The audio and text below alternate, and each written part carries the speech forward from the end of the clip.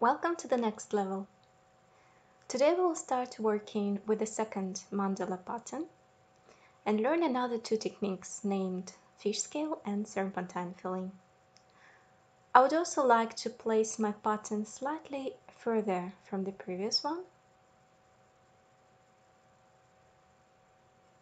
like this. Thus, it shall look more harmonized. Also, I would like to redraw only the rays and the central ellipse of the mandala, however you may copy the pattern entirely. I have these beautiful transparent yellow sequences that I would like to use for the rays of the pattern. Start embroidering from any of the front side of the rays.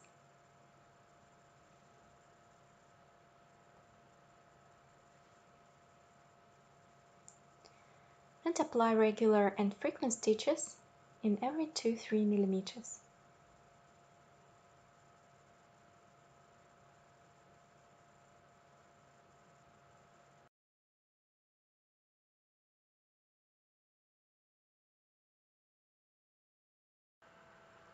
Upon coming into the center, place a short stitch without a sequin in order to secure the embroidered line.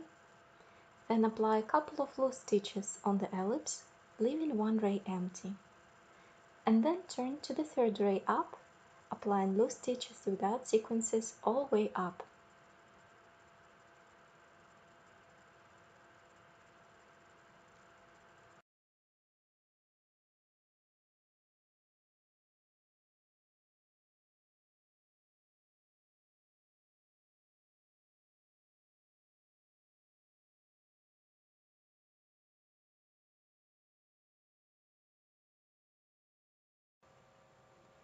Upon coming into the top of the ray, start placing sequences on top of the embroidered chain.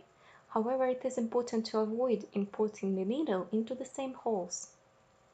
You may better apply the line next to the previous, but never into the same holes.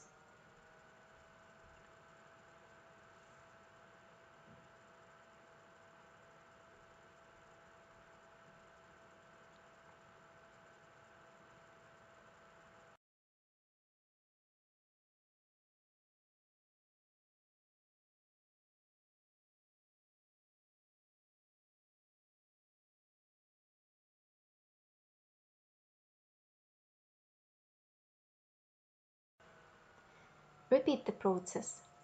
Place 1 or 2 loose stitches to secure the embroidered ray, and then apply a couple of loose stitches on the drawn ellipse, leaving one ray empty. And then turn to the next ray, applying empty stitches without sequences.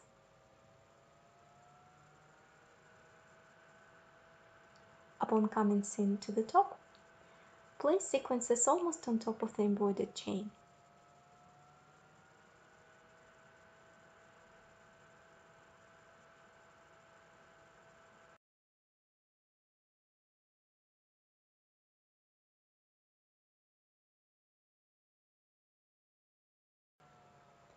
Thus, the first stage of our mandala has been completed. Embroider the mandala, leaving every second ray of the pattern empty and the central ellipse accurate. Kindly photograph your work from both sides of the frame and send it to me along with the questions or comments if you have. During our next lesson, we will complete this sunny mandala with the smaller sequences, or you may certainly use the same shape of the sequences but in a different color.